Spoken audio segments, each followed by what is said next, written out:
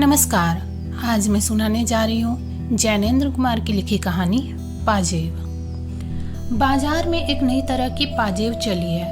पैरों में पड़कर वे बड़ी अच्छी मालूम होती है। उनकी कड़ियाँ आपस में लचक के साथ जुड़ी रहती है कि पाजेब का मानो नीच का आकार कुछ नहीं है, जिस पाँव में पड़े उसी के अनुकूल ही रहती है। पास पड़ोस में तो सब नन्ही बड़ी के पैरों में आप वही पाजेब देख लीजिए। एक ने पहनी कि फिर दूसरी ने भी पहनी। देखा देखी में इस तरह उनका ना पहनना मुश्किल हो गया है। हमारी मुन्नी ने भी कहा कि बाबूजी हम पाजेब पहनेंगे। बोलिए भला, कठिनाई से 4 बरस की उम्र और पाजेब पहनेगी। मैंने कहा कैसी पाजेब? बोली वही जैसी रुकमन पहनती है, जैसे शीला पहनती है। मैंने कहा अच्छा अच्छा। बोली मैं तो आज ही मंगा लूंगी। मैंने कहा अच्छा भाई आज सही। उस वक्त तो खैर मुन्नी किसी काम में बहल गई, लेकिन जब दोपहर आई मुन्नी की बुआ, तब वह मुन्नी सहज मानने वाली न थी। बुआ ने मुन्नी को मिठाई खिलाई और गोद में लिया और कहा कि अच्छा तो तेरी पाजेब अब के इतवार को जरूर लेती आऊंगी। इतवार को बुआ आई और पाजेब ले आए। मुन्नी पहनकर खुशी के मारे यहाँ से वहाँ ठुमकती फिरी। रुकमन के पास गई और कहा देख रुकमन मेरी पाजेब। शीला को भी अपनी पाजेब दिखाए। सबने पाजेब पहनी देखकर उसे प्यार किया और तारीफ की। सचमुच वह चांदी की सफेद 2-3 लड़ियों से टखनों के चारों ओर लिपट कर चुपचाप बिछे हुए बहुत ही सुघड़ लगती थी और बच्चों की खुशी का ठिकाना न था। और हमारे महाशय आशुतोष जो मुन्नी के बड़े भाई थे, पहले तो मुन्नी को सजी बजी देखकर बड़े खुश हुए। वह हाथ पकड़कर अपनी बढ़िया मुन्नी को पाजेब सहित दिखाने के लिए आसपास ले गए। मुन्नी की पाजेब का गौरव उन्हें अपना भी मालूम होता था। वह खूब हंसे और ताली पीटी, लेकिन थोड़ी देर बाद वह ठुमकने लगे कि मुन्नी को पाजेब दी सो हम भी बाईसाइकिल लेंगे। बुआ ने कहा कि अच्छा बेटा अब के जन्मदिन को तुम्हें बाईसाइकिल दिलवाएंगे। आशुतोष बाबू ने कहा कि हम तो अभी लेंगे। बुआ ने कहा छी छी तू कोई लड़की है? जिद तो लड़कियां क्या करती है, और लड़कियां रोती है, कहीं बाबू साहब लोग रोते हैं? आशुतोष बाबू ने कहा कि तो हम बाईसाइकिल जरूर लेंगे जन्मदिन वाले रोज। बुआ ने कहा कि हाँ यह बात पक्की रहे, जन्मदिन पर तुमको बाईसाइकिल मिलेगी। इस तरह वह इतवार का दिन हंसी खुशी पूरा हुआ। शाम होने पर बच्चों की बुआ चली गई।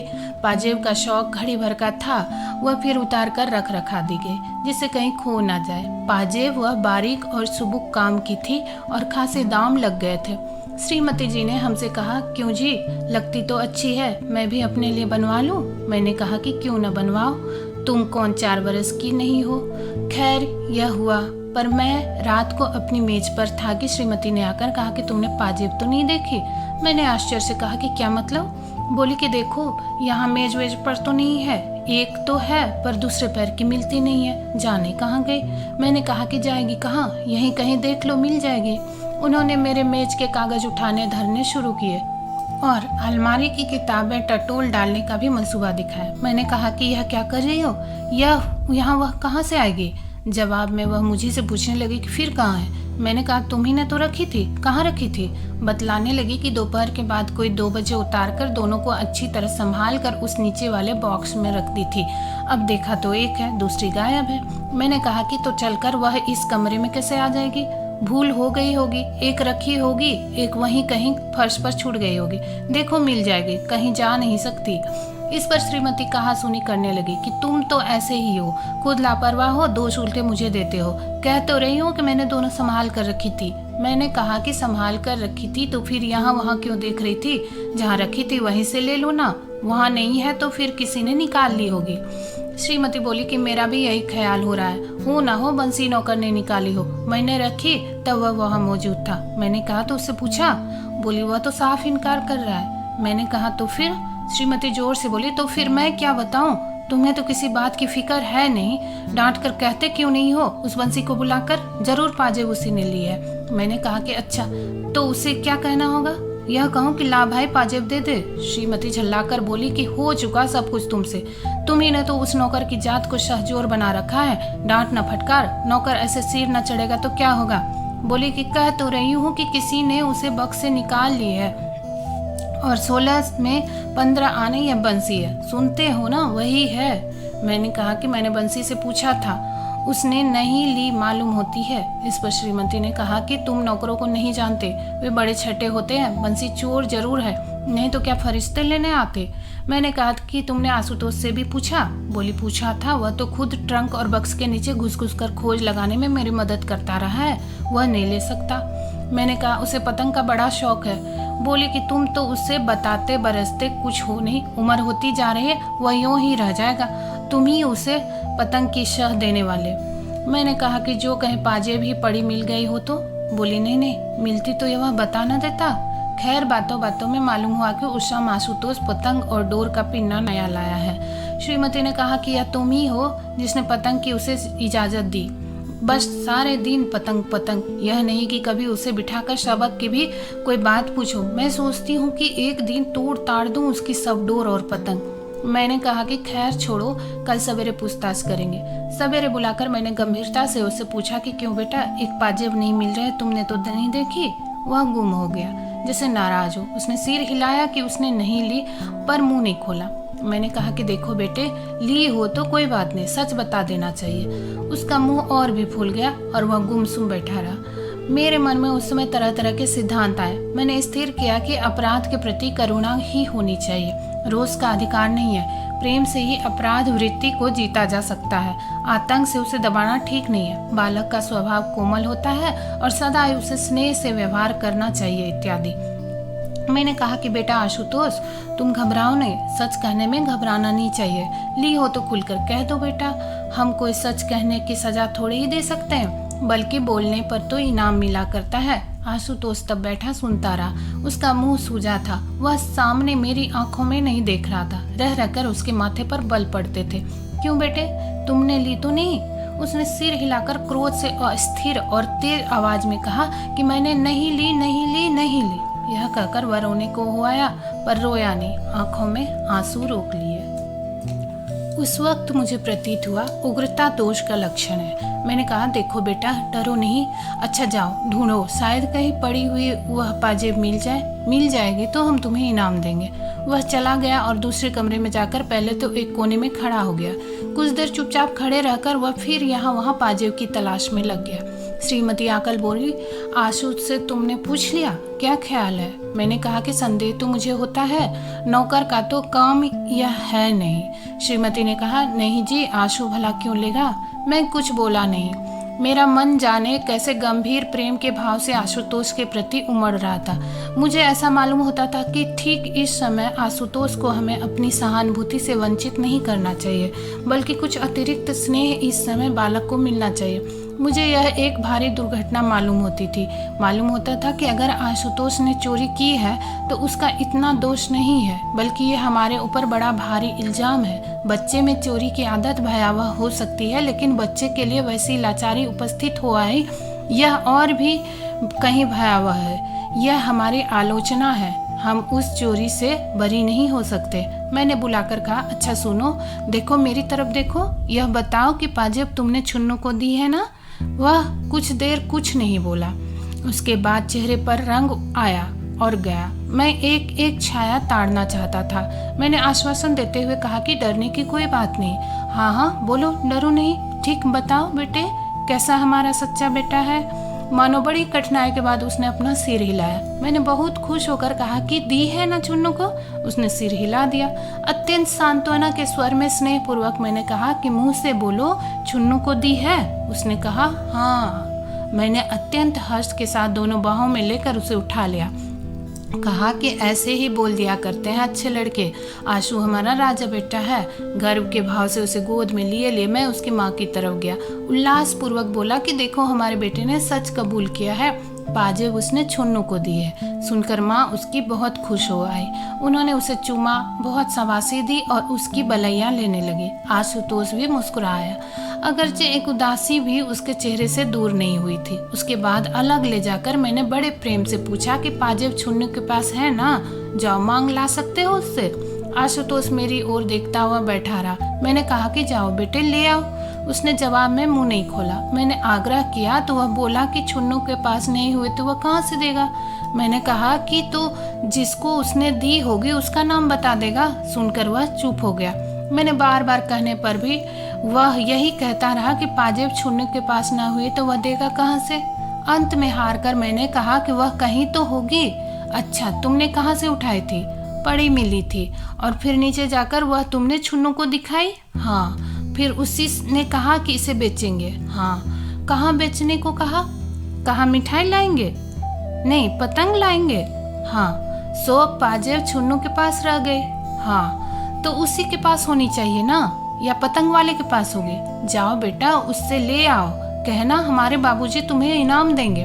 वह जाना नहीं चाहता था। उसने फिर कहा कि छुन्नू के पास नहीं हुए तो कहाँ से देगा? मुझे उसकी जिद पूरी मालूम हुई। मैंने कहा कि तो कहीं तुमने उसे गाड़ दिया है? क्या क्या है, बोलते क्यों नहीं? वह मेरी ओर देखता रहा और कुछ नहीं बोला। मैंने कहा कुछ कहते क्यों नहीं? वह गुमसुम रह गया और नहीं बोला। मैंने डपट कर कहा कि जाओ, जहाँ हो वहीं से पाजेब लेकर आओ।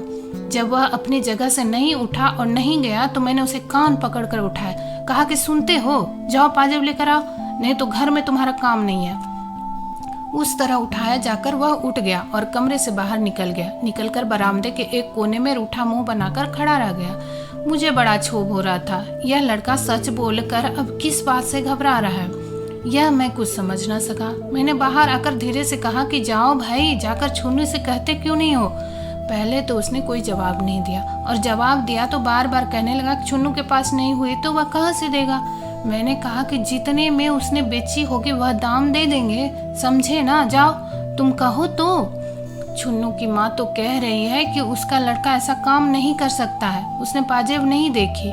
जिस पर आशुतोष की माँ ने कहा कि नहीं, तुम्हारा छुन्नू झूठ बोलता है। क्यों रे आशुतोष, तैने दी थी ना? आशुतोष ने धीरे से कहा, हाँ दी थी। दूसरी ओर से छुन्नू बढ़कर आया और हाथ फटकार कर बोला कि मुझे नहीं दी। क्यों रे, मुझे कब दी थी? आशुतोष ने जिद बांधकर कहा कि दी तो थी, कह दो नहीं दी थी। नतीजा यह हुआ कि छुन्नू की माँ ने छुन्नू को खूब पीटा और खुद भी रोने लगे।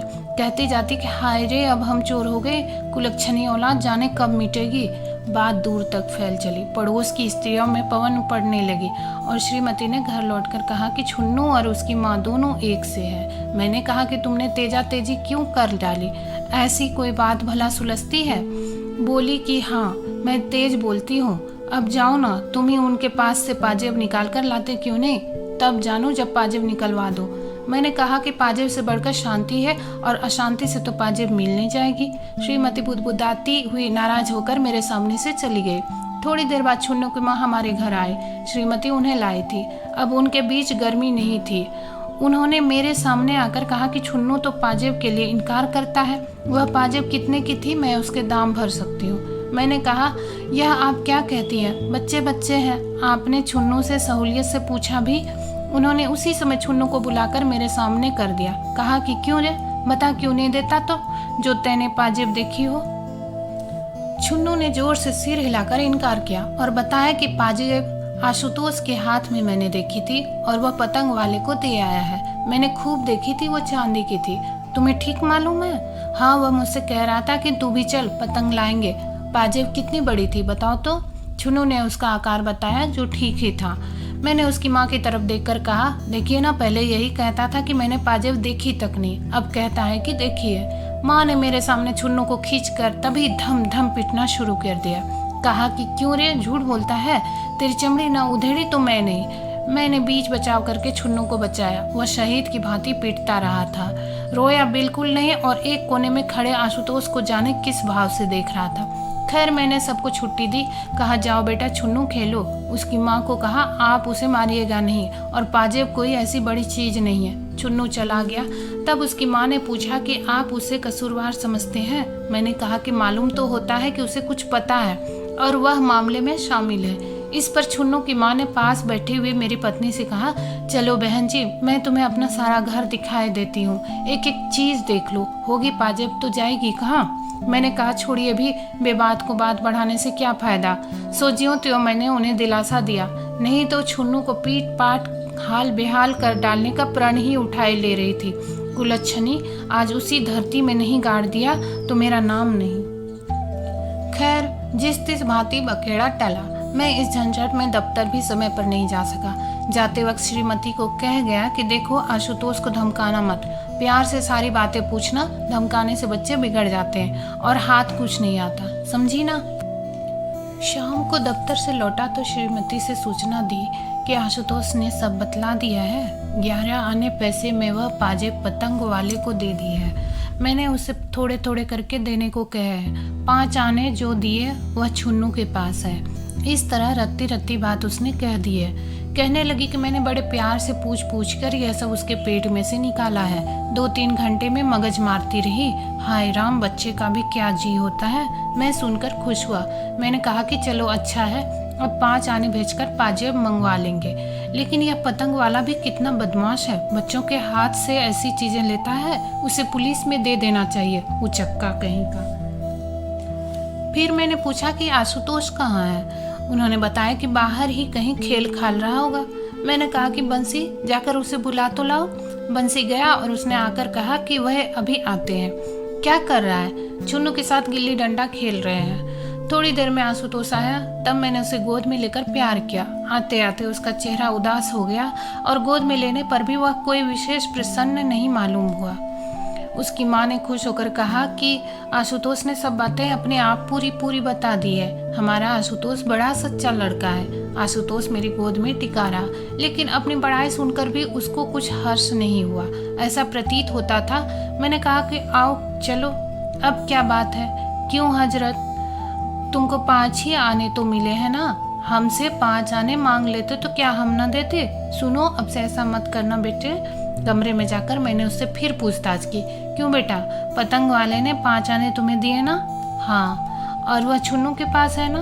हाँ। अभी तो उसके पास होंगे ना? नहीं। खर्च कर दिए? नहीं खर्च किए। हाँ। खर्च किए कि नहीं खर्च किए?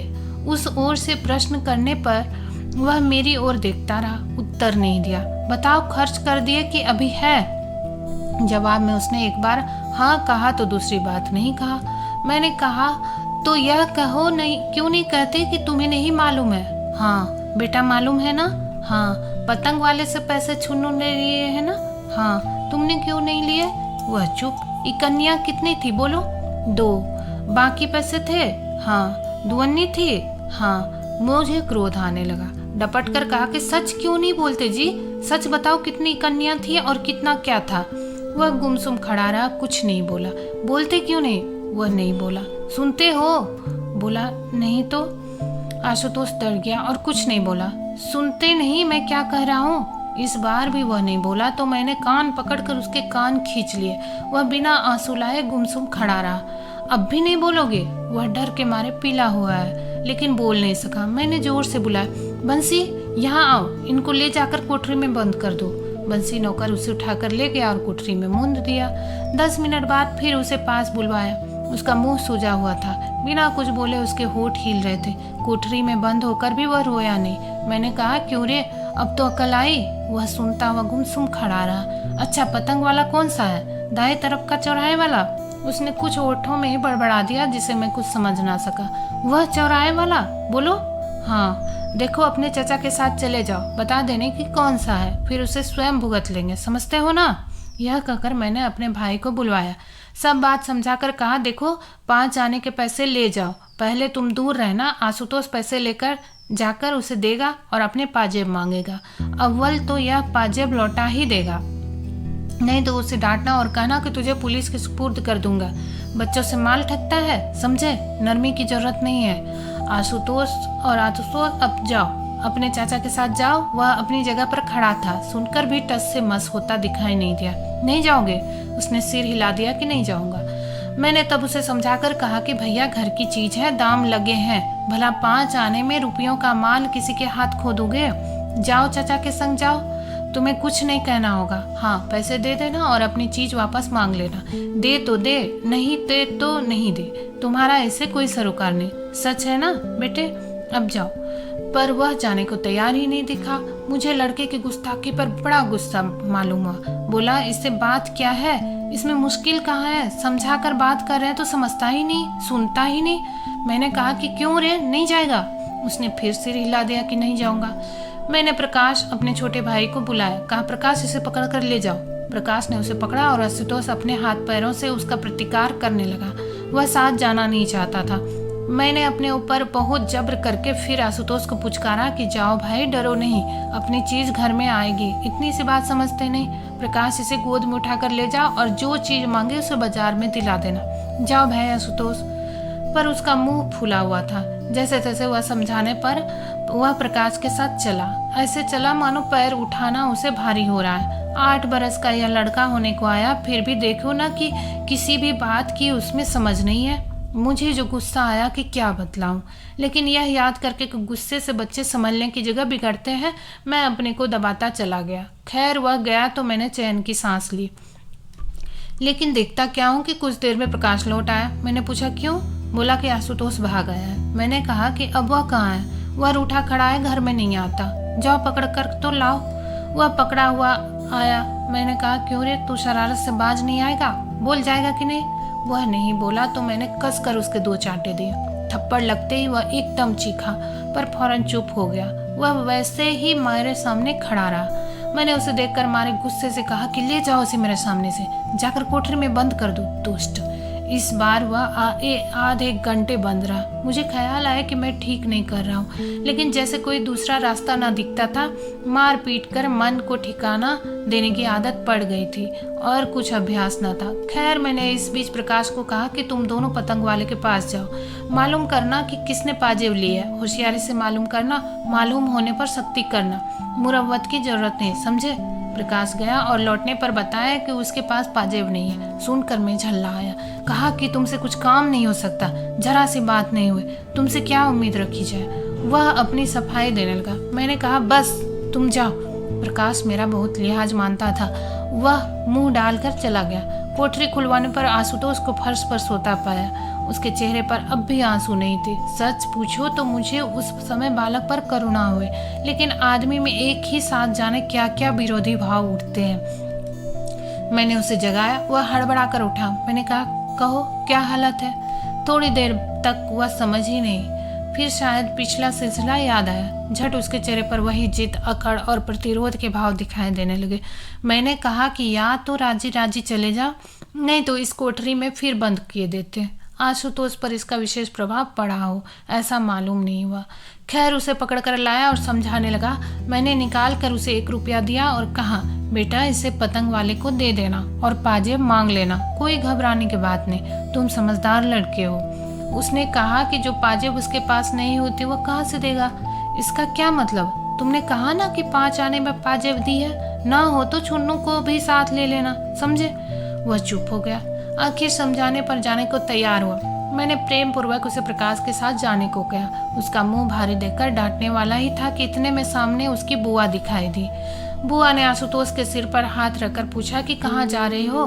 मैं तो तुम्हारे लिए केले और मिठाई लाई हूँ। आशुतोष का चेहरा रूठा ही रहा। मैंने बुआ से कहा कि उसे रोको मत, जाने दो। आशुतोष रुकने को उद्यत था। वह चलने में आनाकानी दिखाने लगा। बुआ ने पूछा क्या बात है?